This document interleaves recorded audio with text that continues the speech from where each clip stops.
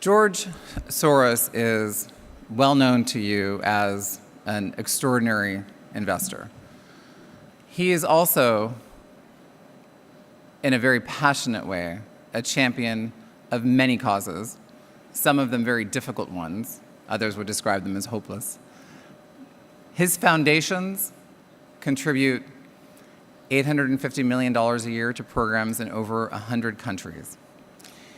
And this morning, he announced an initiative which is very much in the spirit of the Private Sector Summit on Migrants and Refugees, which involves providing up to $500 million of his own private capital to invest in startups and larger enterprises and enterprises owned by refugees and migrants that address problems related to or challenges related to refugees and migration. He also announced a much more modest initiative that has to do with another theme at this summit related to the private sponsorship of refugees. Let's welcome George Soros.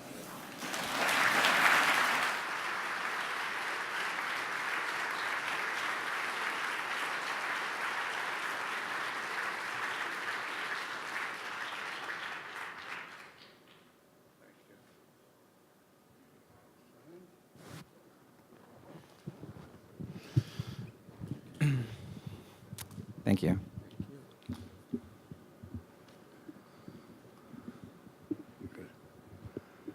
All right. Good morning.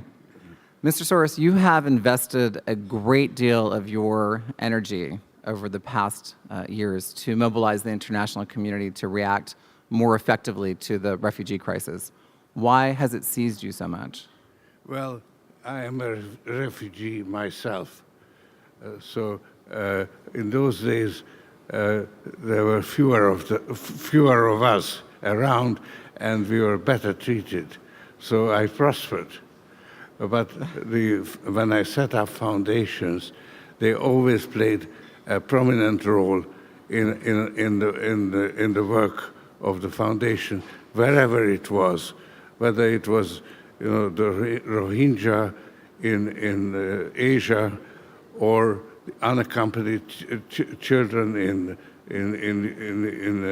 coming to the United States. Right. So your foundation has done a great deal of work with refugees, but you've also been concerned with economic migrants. Yeah. Well, I'm glad you're making that distinction, because the refugee problem is something new.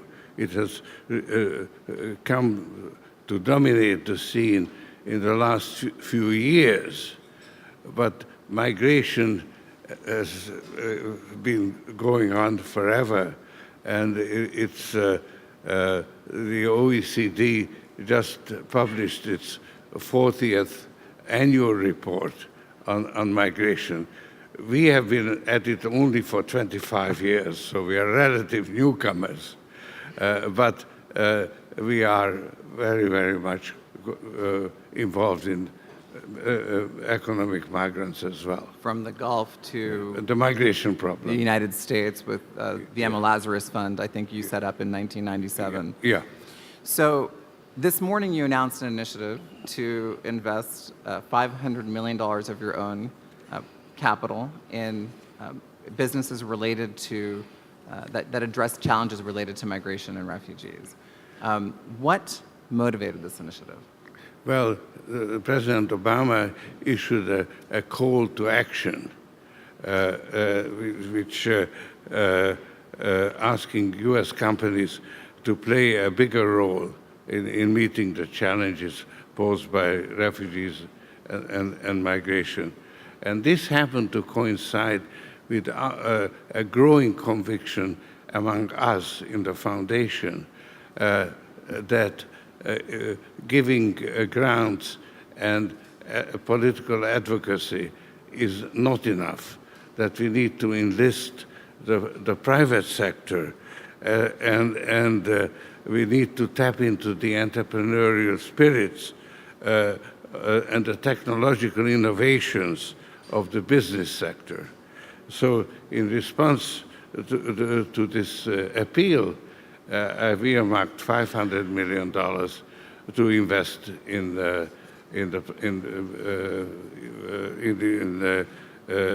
to address this problem. And how do you intend to use those funds? Where will they be deployed?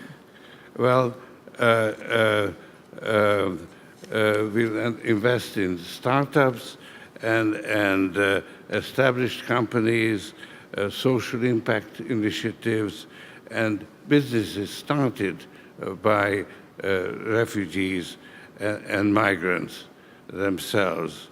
And we'll seek investments in various sectors, among them, for instance, digital technology, which seems to be particularly promising as a way to provide solutions to the particular problems that dislocated people face. And I have my experts to explore all the possible avenues. The investments are intended to be profitable because that's what is needed to attract the business community. Our goal is to demonstrate how the private sector can make sustainable and enduring investments in ways that improve prospects for migrants and the countries in which they live. So given your track record, no doubt these investments will be a big success. What will you do with the profits? Well, all the investments will be owned by my not-for-profit foundation. Therefore, all the profits will go to fund the programs of the Open Society Foundations, including programs that benefit the migrants. So how can you make sure, though, that the investments benefit migrants and refugees? Well, there you raised a crucial question. We'll work closely with organizations like the UN Refugee Agency and the International Rescue Committee to establish guidelines, guiding principles. And these principles should inform not only us, but also all the other people, the businesses that will participate, and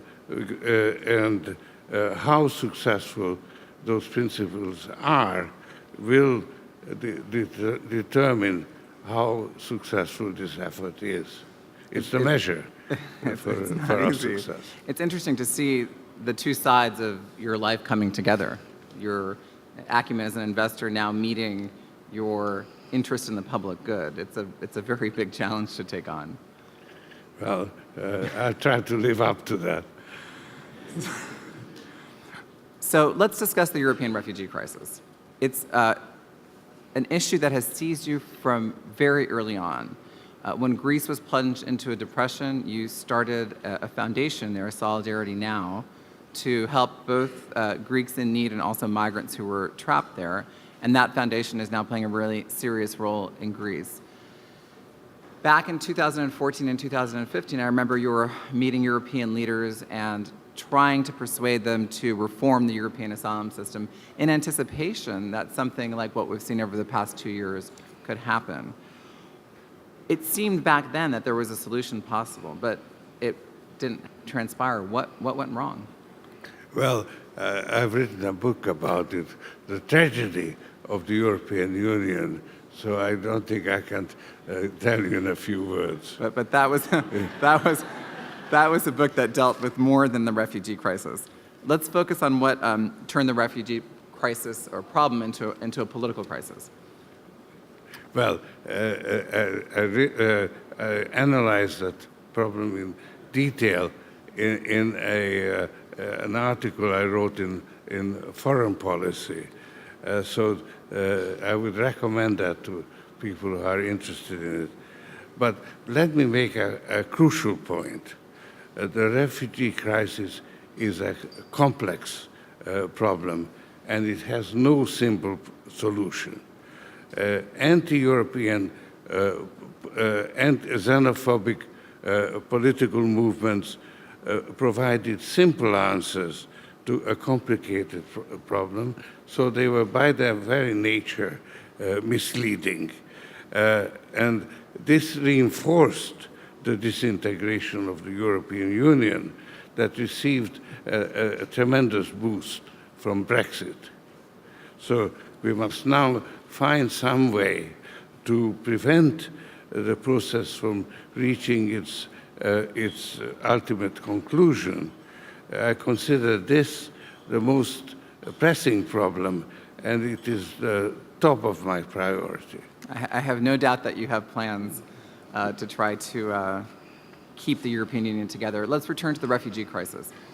The European Union, and led by Chancellor Merkel, negotiated an agreement with Turkey. What do you think of that agreement? Well, the deal with Turkey suffers from four fundamental deficiencies. First, it's not truly European. It was negotiated and imposed on Europe by Chancellor Merkel in dealing with Erdogan. Secondly, it's severely underfunded. We estimate that it will require at least 30 billion euros a year for a number of years to succeed. Third, it has transformed Greece in a de facto holding pen, which is very inadequate and unacceptable. But most importantly, the plan is not voluntary, and you can't impose quotas that many member states and many refugees strenuously oppose. So you mentioned the foreign policy article that you published this summer, and you've written elsewhere about this as well. And you've spoken to European leaders about a comprehensive plan to deal with the refugee crisis. Can you share with us what that plan looks like? I'll try, but I need to use my notes because it's not so simple. So the plan is built on 7 pillars. First, the European Union must take in a substantial number of refugees, a minimum of 300,000 a year, directly from the frontline countries in a secure, orderly way. This will be far more acceptable to the public than the current disorder, and it would deter genuine asylum seekers from coming illegally. Second, the EU must regain control of its borders. There is little that alienates and scares the public more than scenes of chaos. Third, the EU must find a way to generate economic growth, which would make all its problems easier to solve. We estimate that the refugee challenge alone will require at least 30 billion a year for several years. My plan explains the benefits of what we call surge funding in greater detail. Fourth, the EU must build a common mechanism to protect borders, determine asylum claims, and relocate refugees. Fifth, we need a voluntary matching mechanism to relocate the refugees. The EU can't coerce member states to accept refugees they don't want or force refugees to go where they are not wanted.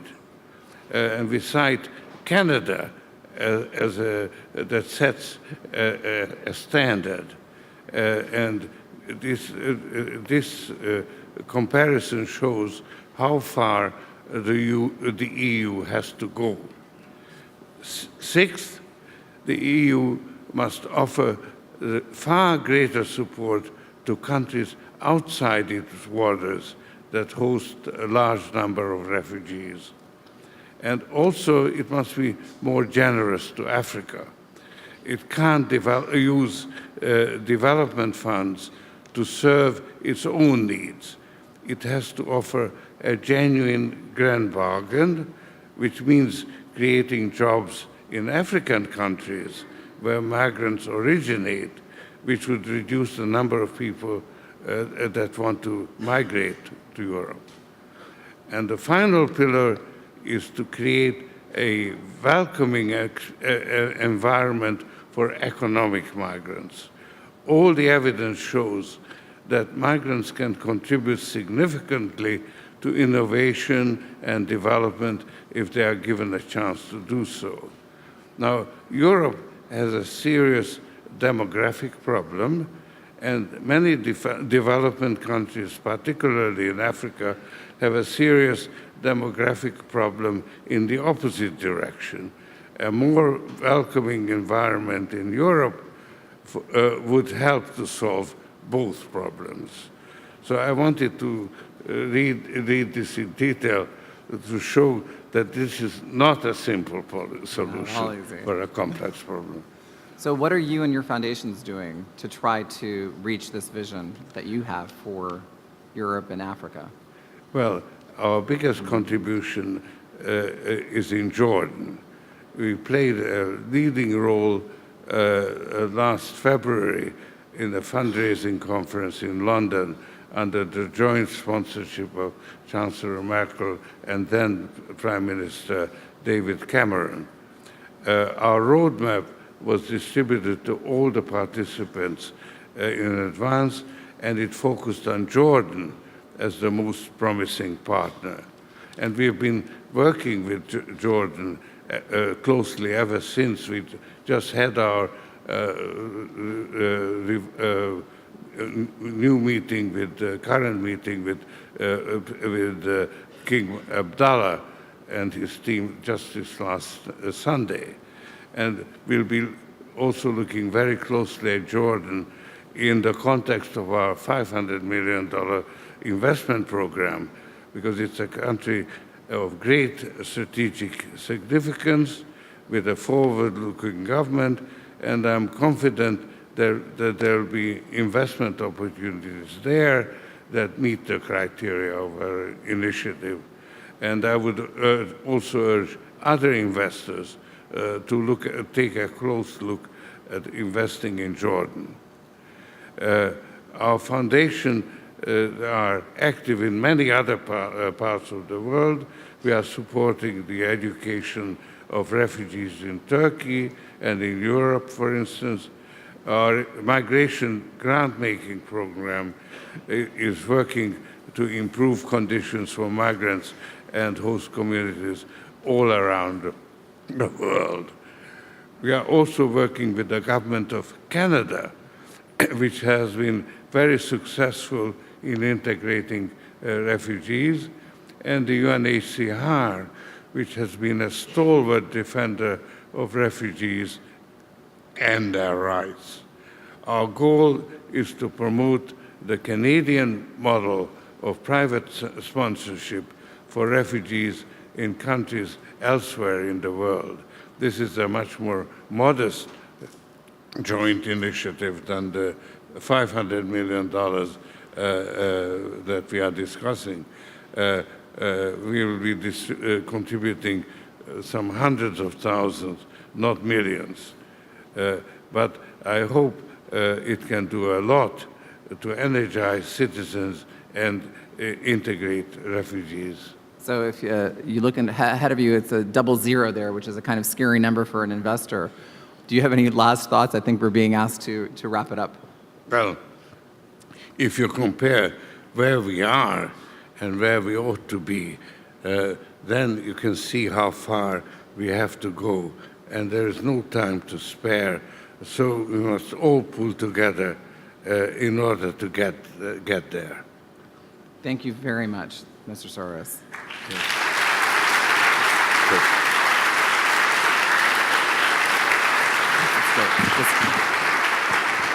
30 seconds. Just one announcement. This is the beginning of the Strategic Dialogue, part of the Private Sector Summit on Refugees and Migration. For those of you who have been invited, it's an invitation-only event. Please note that you have to go downstairs to the lobby where there's a second registration process. And we welcome then everyone to join here during the closing call to action at 5:45 p.m., where we'll be summarizing what's been concluded during the discussions today. Thank you again, Mr. Soros. Ladies and gentlemen, please join us for a refreshment in the foyer. The summit will resume at 10:40.